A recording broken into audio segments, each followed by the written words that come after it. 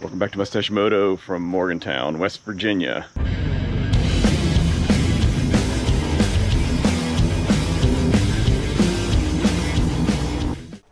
All right, love you. Try not to bang you with my helmet.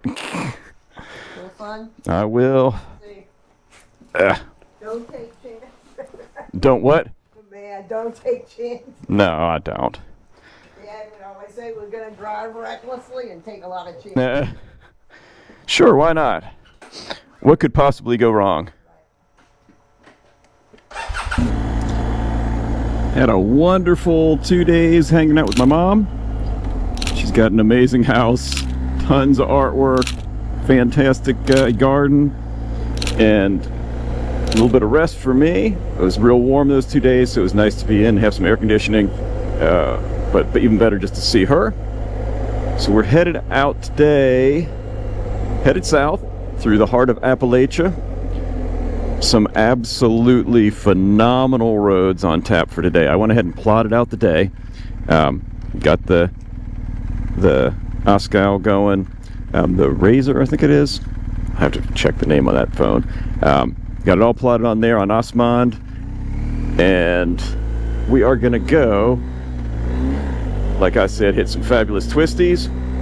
I've got some off-road plans, some gravel, maybe dirt. We'll see how rugged that gets. And then we are gonna go check out Greenbank, the Greenbank Observatory in West Virginia.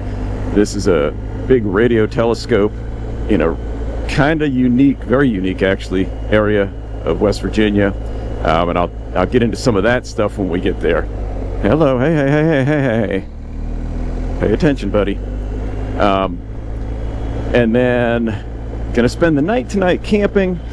It looks like the place I picked out, if it works out, free spot along the river, national forest, and dark sky area, so it's one of the darkest skies in the country. I was hoping to see Perseid meteor shower tonight, maybe get some photos and video of that, but we got pretty good cloud cover, and I think the clouds are gonna hold. Not sure if he's trying to flag me down or what. Well, we're going. So try and get some pictures of the Perseid meteor showers tonight. Alright, come on through. Oh, they're filling in some potholes, that's good. Those are the wicked ones we came past on the way in a couple days ago. Yay, they fixed them. Alright. Probably try and check out some little towns too along the way. I think we'll go through some little tiny Appalachian towns, see what they look like.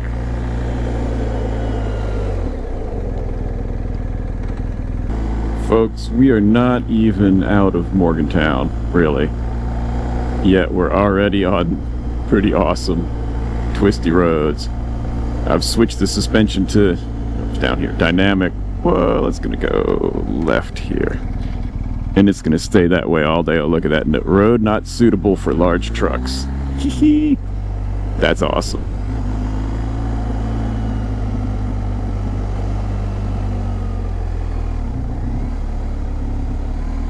Ooh, you don't want to push the speed on these roads. Some of you guys know that I'm a photojournalist by trade. So 35 years ago, so I wanted to stop and show you the spot, because 35 years ago, I got my first newspaper internship right here at the Dominion Post in Morgantown. So I was the advertising photographer and marketing intern here. Did everything from shooting advertising photos to helping set up a recycling program for the newspaper to dressing up as Mr. Newspaper and going to community events. My mom loves talking about that one. Did multiple internships there after that. One summer I ran the insert machine, putting the inserts in the newspaper in the middle of the night. One summer I was the real estate photographer and a freelancer. And then one summer I spent the entire summer working for him. So 35 years ago, that's where I got my start in newspapers while I was in school at Ohio University, about 3 hours away. So I just had to drive by and show you all that. And now we're gonna go on and get out of town.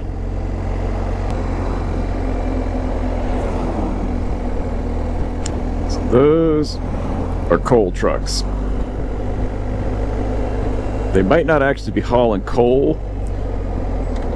They could be hauling gravel, they could be hauling anything else, but collectively here in West Virginia, they're known as coal trucks, and they're big and they're heavy, and there's a lot of them. They are all over the road when you're outside of the cities. And you got to watch out for them, because sometimes the drivers are a little bit crazy. They take up a little too much of the road.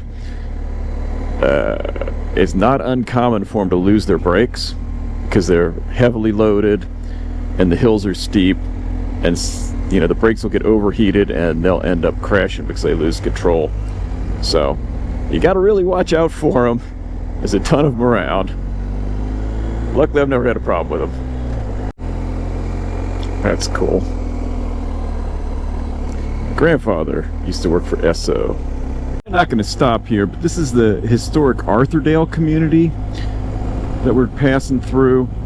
And this area was built and developed in the 30s as part of the New Deal by Eleanor Roosevelt. I think was the one that was instrumental in doing this, and it was to help lift the poor Appalachian community out of poverty and to build a community where the farmers would work together. And it was kind of like an idyllic, maybe a little communistic area, but still very historic. Oh, that's a cool truck there. Historic area. They got a museum. They got some houses that are kind of still in the, you know, set up as they would have been back then. You can do tours there. There's no tours available right now, and I'm not gonna stick around all day to try and get one. I think maybe 1 o'clock is the first time that's available. So we're just gonna pass on through.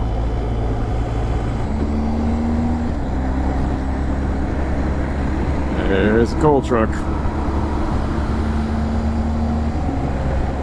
Caught behind them can be slow times sometimes, especially if they're full. Way down, can't get up the hill so quick. She might be. When they're empty, those guys haul. And going downhill, they can fly too.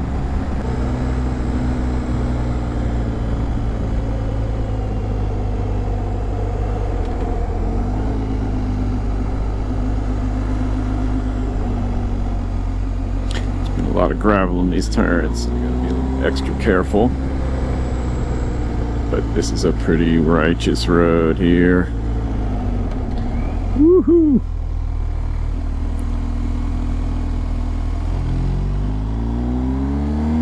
Nice.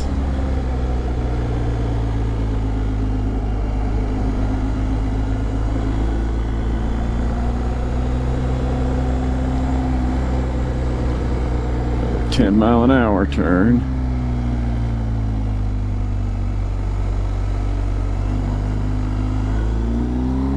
Rough too. Man. Oh man, you gotta love West Virginia. It doesn't matter where you go, the roads are nice and twisty. Really, it is a motorcycle paradise. And not a lot of traffic. It's not like in North Georgia, the great motorcycle roads can be kind of swamped. These, just local traffic. Of course, that means coal trucks too. But not too busy. Man, that little section was nice. Let's see, actually, picnic tables, horseshoe recreation area, public stream access, perfect. Let's go take a look. Narrow road, sharp curves, next 9 miles. I don't think we're gonna go 9 miles, but is that the access there? I bet it is.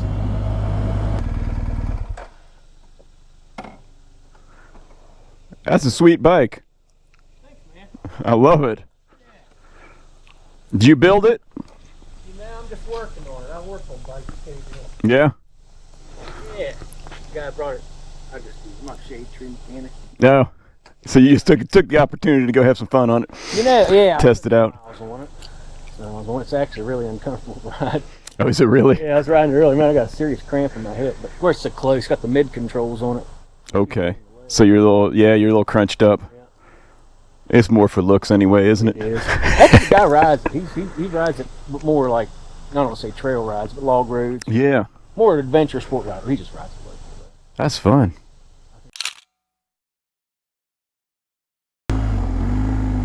All right, at some point up here, I think the pavement's gonna end up. Dead skunk. I don't smell them though. That's good for the people that live there. Oh, I smell them now. I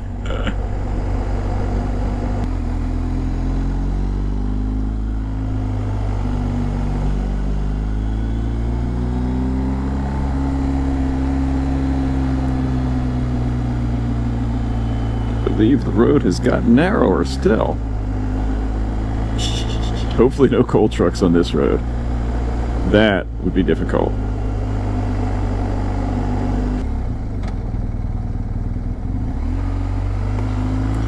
Some kind of utility work.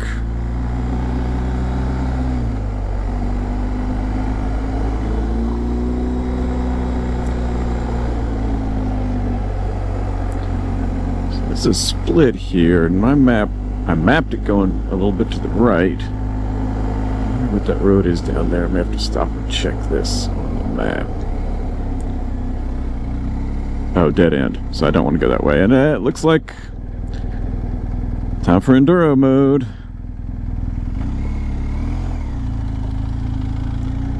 So it was right. We are gravel.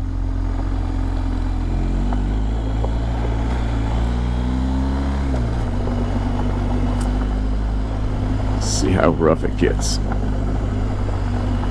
So I think I've said this on the trip before. My skill level is higher than I'm going to chance with being by myself, not knowing the roads, having to pick the bike up by myself, and not knowing how trafficked these roads are. Oh yeah. Nice turn there. You know, it's one thing when I got a buddy with me and I can push a little bit and actually ride all the way up to my skill level, but I'm certainly not going to take chances. Picking up the bike's no fun. Especially by yourself. But this is pretty easily doable. This actually reminds me a lot of the Forest Service roads in Georgia. Maybe a little bit more chunky rocks on this one, bouncing around a little bit, but the view and kind of up and down and curviness, that's basically the general feeling of it. We don't have big houses like that often though on the Forest Service roads. That's a gorgeous cabin slash house. I would take it.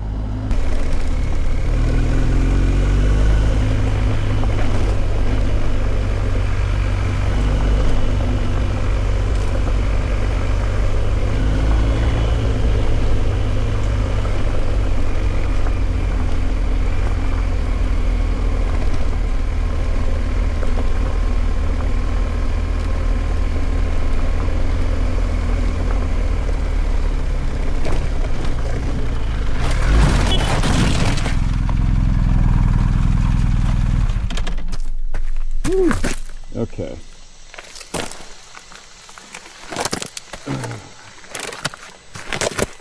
Kind of wobble to the side there, and then hit that and slid off. Whew.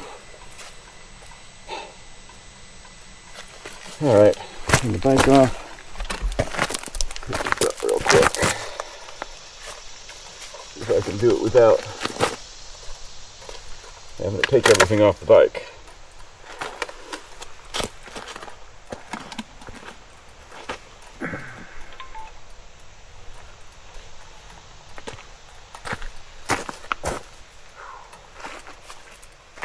All right.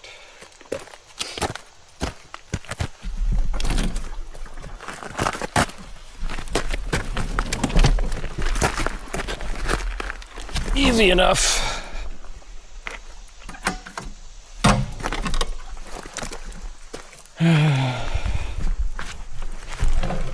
Good times. Let me just walk it out here.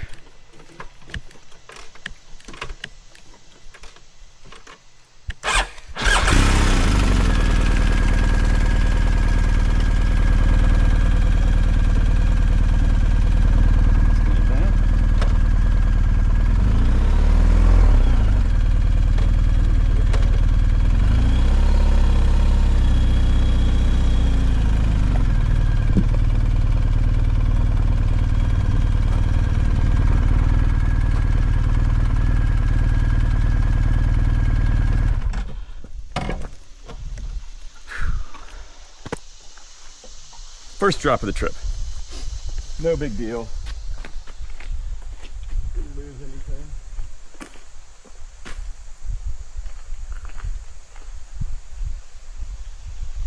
That wasn't too bad.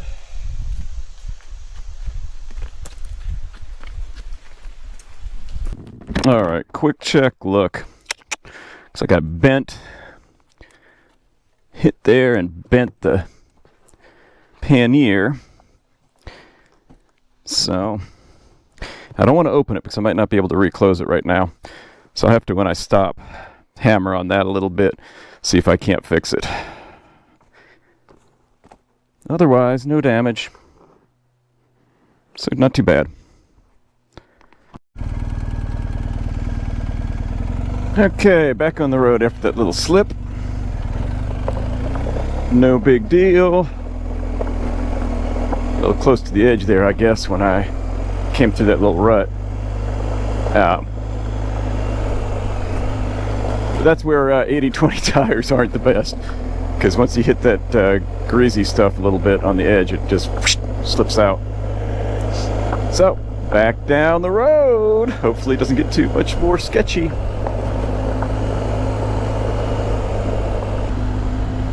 Alright, so that little fall I took, everything other than that saddlebag seems fine with the bike. Like I said, it's bent up, twisted. I'll have to try and wrench that back into shape a little later. But the good news is my neck's been a little stiff the whole trip. I wrenched it around a little bit when I fell, and it feels perfect now. So I might have just given myself a little chiropractic adjustment when I jumped off the bike. So hey, there's a bonus. I'm interested to go back. The only camera I had going was the 360, and then of course the dash cams when that happened. I wish I had the chin mount going, but I'm interested to go back and see if I can like go slow-mo and see exactly how I screwed that up, what I could have done differently. I always like to replay anytime I have a problem and see if I could have done something. Was it human error? How much of it was human error? It's probably always a little bit. I didn't react the way I should have, but it'll be interesting to look back and see. I hope it's got decent footage of it for you. You know, if you're gonna fall, you want to make it worthwhile. It's like Durban's seen better days. Not a lot open. Get the railroad on this side. Mostly vacant storefronts on this side. For sale. For sale. Whistle Stop is a visitor center. Rail Trail store. Oh, a little cafe. Not a lot. And then we're out of Durban. Small little place, but needs a little bit of work.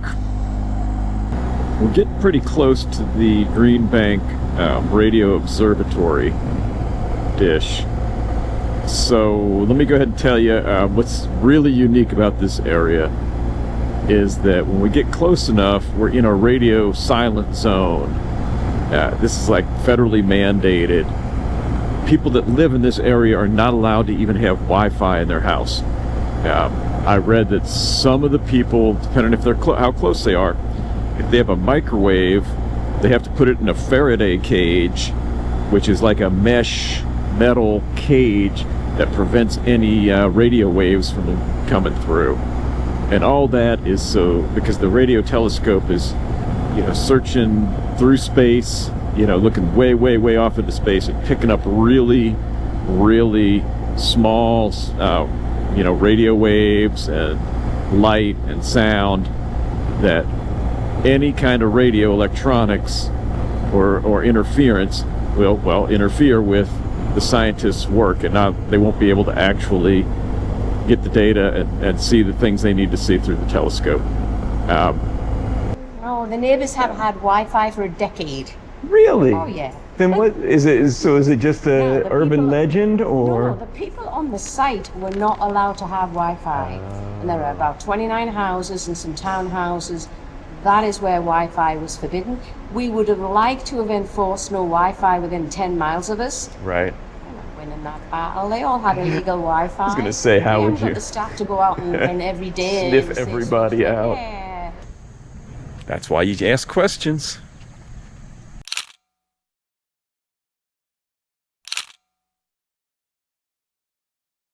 We are now in Virginia, crossed out of West Virginia. Roads aren't as good in Virginia. They're a little bumpy. A little worn compared to what we were doing.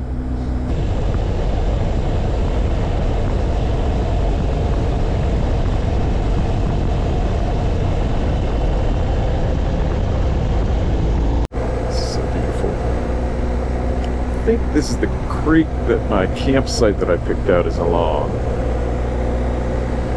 Because we follow it for quite a while. You know, when you're looking at maps and you're trying to figure out what roads to take, if it runs alongside a river or a creek or a stream, it's usually pretty good. So it's going to have some twists and turns and kind of follow the water and meander.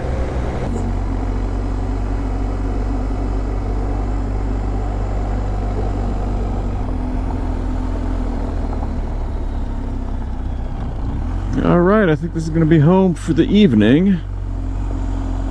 Got a vault toilet. And nobody here. I love it. I think the creek, the river, is right over that way.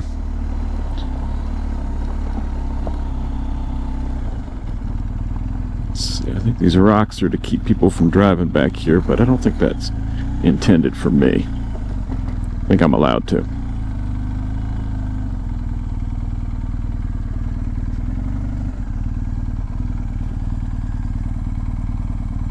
That looks fantastic. All right, folks. Awesome day of riding. Learned something new about Greenbank Observatory that I didn't know. Thought I knew. I was wrong. We got a clear shot of the sky. Not right over me, but in the field over here. Kind of maybe 50% clouds right now.